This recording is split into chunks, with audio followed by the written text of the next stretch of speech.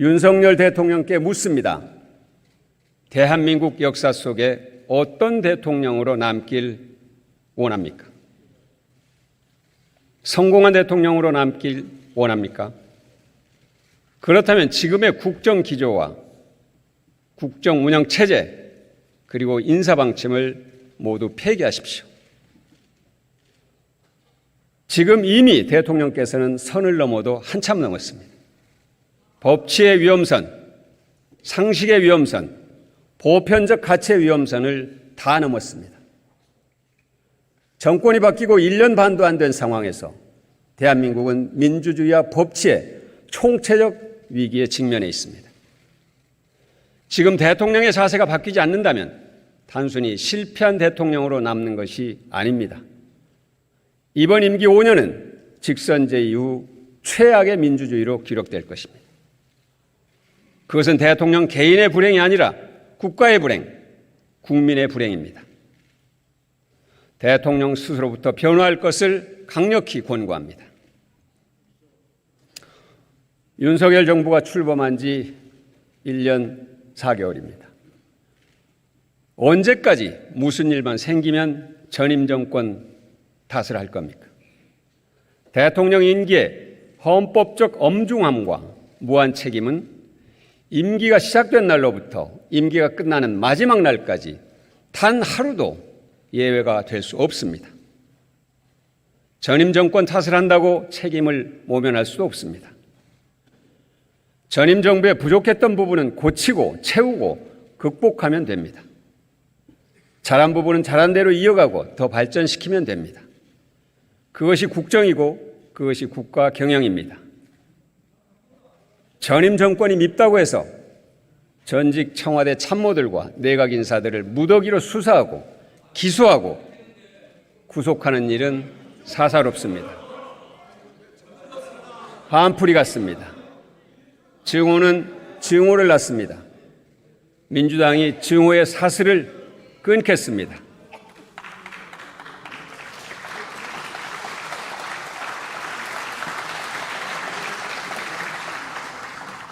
감사원은 독립된 기관입니다.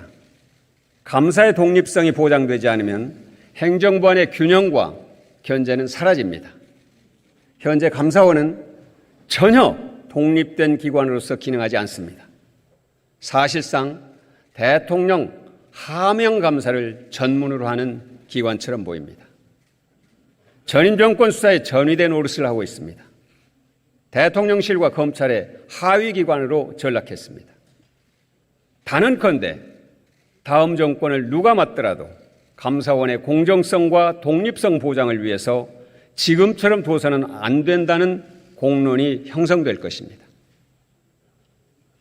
하명기관으로 전락한 감사원에 대한 마지막 경고입니다. 정치감사를 당장 중단하기 바랍니다.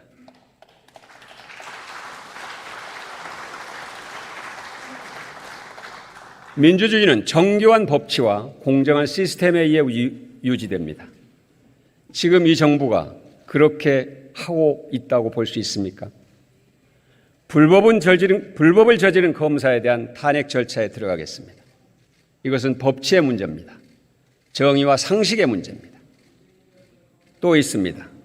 보궐선거의 원인 제공자가 대통령의 사면으로 다시 선거에 나서는 있어서는 안 될 일이 벌어졌습니다. 사실상 대통령이 구청장 후보를 사천한 것입니다. 국민이 심판할 것입니다.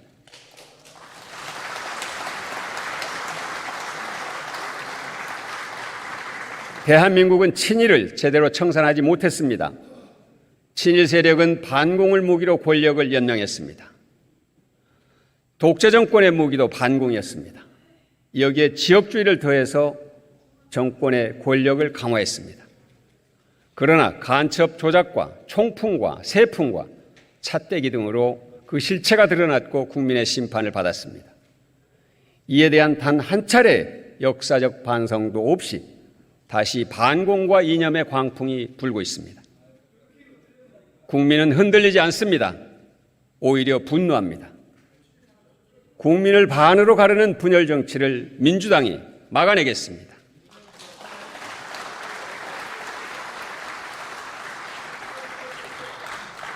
국방장관 후보자 지명은 국민과 대한민국 역사에 대한 마지막 선을 넘은 것입니다.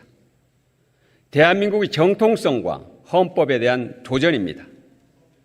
국방장관 후보자는 국회의 인사청문회 대상조차 될 수 없습니다. 국민에게 총을 쏜 전두환을 애국자라고, 12.12 군사 쿠데타를 나라를 구한 것이라고 말하고 5.16 군사 쿠데타를 혁명이라고 합니다. 세계가 극찬한 촛불혁명을 반역이며 거짓이라고 말합니다. 전직 대통령들에 대한 혐오의 언어는 입에 담을 수조차 없습니다.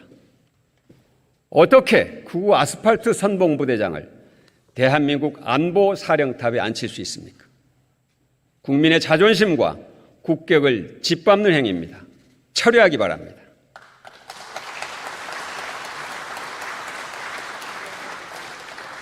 고 최상병 사건의 수사 외압 의혹도 심각합니다. 대통령실 연루 의혹은 더 심각합니다. 정권 차원의 꼬리 자르기는 결코 성공할 수 없습니다. 특검으로 반드시 진상규명과 외압의 실체를 밝히겠습니다.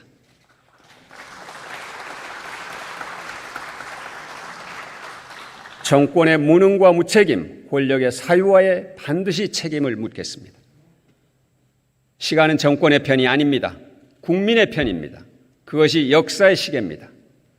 양평 고속도로 게이트, 잼버리 파행, 언론 파괴, 이태원 참사와 오송 참사에 대한 책임을 분명하게 밝히겠습니다.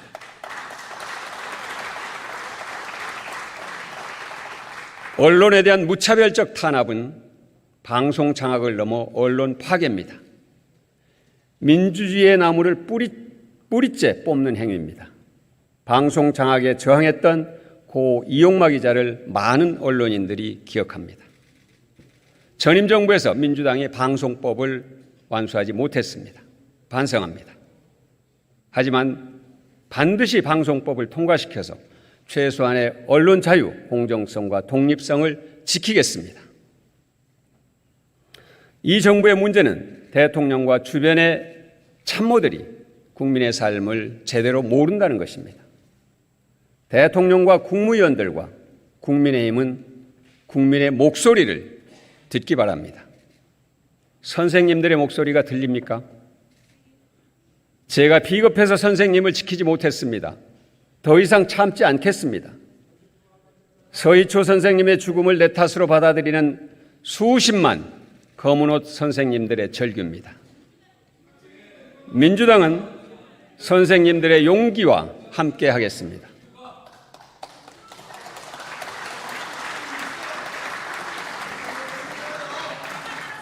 교권과 공동체 회복을 위해서 필요한 법률과 정책을 반드시 만들겠습니다.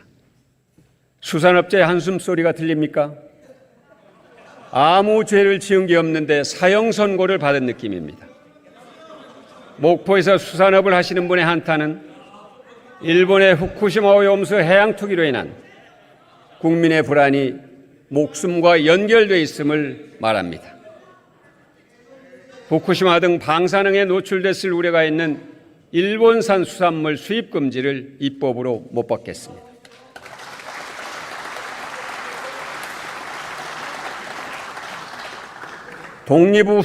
독립운동 후손들의 질타가 들리십니까? 수치스러워서 육사 명예 졸업장을 반납한다고 합니다. 독립운동가 후손들의 홍범도 장군 흉상 철거 방침에 대한 반발은 항일 독립영웅과 민족의 정체성을 지키겠다는 경문과도 같습니다. 부끄럽고 한편으로 존경스럽습니다. 일제가 민족 정기를 몰아내고 있다는 광복회원의 분노는 서리빨 같습니다. 대한민국을 거꾸로 뒤집으려는 시도를 결코 좌시하지 않을 것입니다. 홍범도 장군의 흉상 철거와 홍범도함 명칭 변경을 당장 처리할 것을 강력하게 촉구합니다.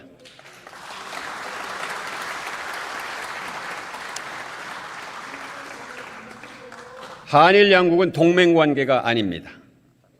한일 군사동맹으로 가는 그 어떤 작은 시도도 국민과 국회의 동의 없이는 불가능합니다. 군사훈련을 이유로 독도 앞바다와 하늘에서 일본의 자위대 함정과 전투기가 제멋대로 다니거나 상륙하는 일은 결코 있을 수 없습니다. 민주당이 막아낼 것입니다.